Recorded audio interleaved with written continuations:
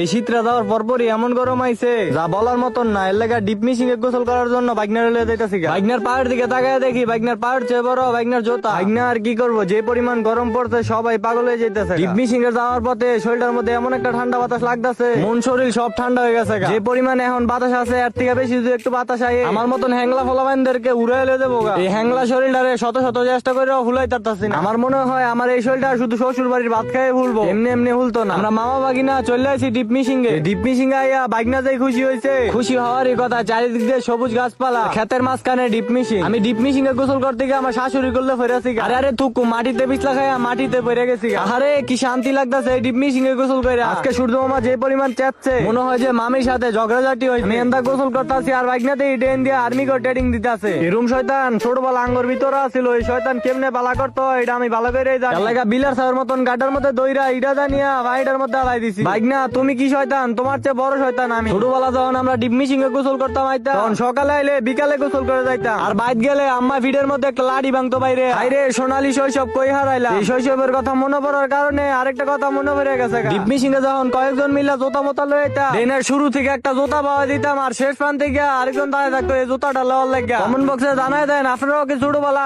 এইভাবে খেলছেন নি? এখনো যারা আমার পেজটা ফলো করেন নাই তাড়াতাড়ি করে ফলো করে দেন। যে গরম পড়ছে একবার হইলো এই ডিপ মিশিং এ গোসল করে দেখেন, নিজের গ্রামও না থাকলো অন্যের গ্রামও গিয়া গোসল করে, তাহলে বুঝবেন গরমের মধ্যে ডিপ মিশিং এ গোসল করা কি শান্তি। আহারে ডিপ মিশিং এ গোসল করে কি শান্তি লাগতাছে। ডিপ মিশিং এ আবার বেশিক্ষণ গোসল করন যাইতো না। এলাকায় বাইর যাইতাছি গা, পরে আবার দেখা হইবো।